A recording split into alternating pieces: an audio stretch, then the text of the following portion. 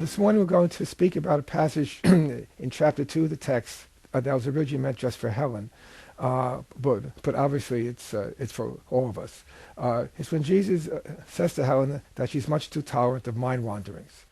And what he's speaking about is projection. And even more specifically, what he was speaking about to Helen and to all of us is our tendency to have our minds wander through projection to the body and see all of our concerns, all of our problems, all of the causes of our distress as being external to the decision-making mind. And in fact, the whole point of that passage in which that occurs is to emphasize to Helen and to all of us that the purpose of this course is to teach us to respect the power of our thinking, which really means the power of our decision-making mind, to choose between the ego and the Holy Spirit as our teachers, to choose whether we will live a life, experience ourselves as prisoners in the classroom, experience ourselves as prisoners to the body, or to see our lives as existing in a classroom in which we learn the lessons of forgiveness that will take us home. Another way of looking at that idea of being much too tolerant of our mind wanderings is to become increasingly sensitive to when we're choosing the thought system of the ego. Whenever we have thoughts of unkindness, thoughts of judgments, thoughts of pain, thoughts of believing other people's pains for us, and to basically stop ourselves and say, this is not okay.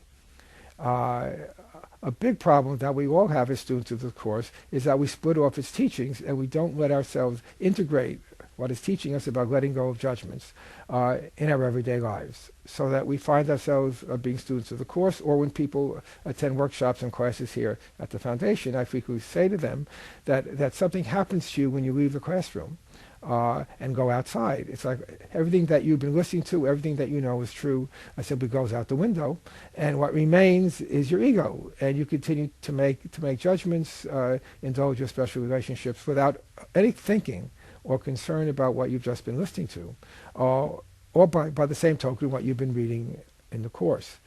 And so what is really very helpful is to say to oneself, this is no longer okay. I will no longer tolerate my mind wanderings.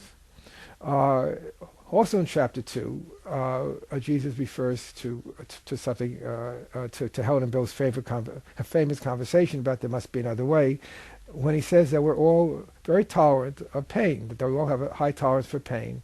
But at some point we say there must be a better way. There must be another way. It is no longer okay for me to live a life of suffering and a life of pain. And so almost like a mantra that I think students of the course would be very helped by is to say it is not okay. Every time you have an unkind thought about anyone, about anything, as soon as you can, stop yourself and say, this is no longer okay for me. I don't want to hurt other people. I don't want to hurt myself. And unkind thoughts, whether they are something that appears to be trivial or of great consequence, it is no longer okay because it hurts us. It fragments the sonship. It reinforces the idea that we are separated. It strengthens the idea that we are bodies and not minds. And it makes the entire thought system of the ego real, thereby denying the thought system of Jesus, which is the correction.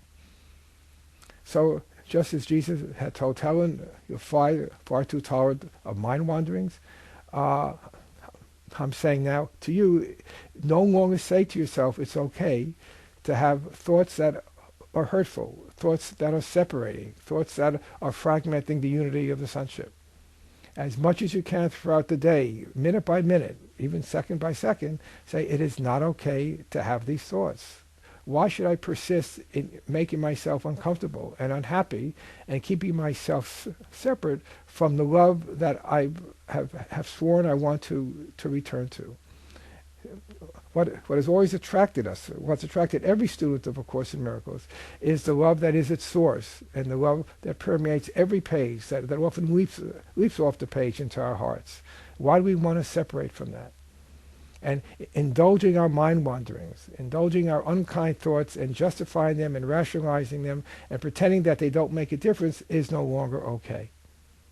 So I think if every student of A Course in Miracles could say over and over again, my ego is no longer okay, and I no longer want to tolerate it, that's what would speed us along to the love that another part of us yearns to to return to and make our own.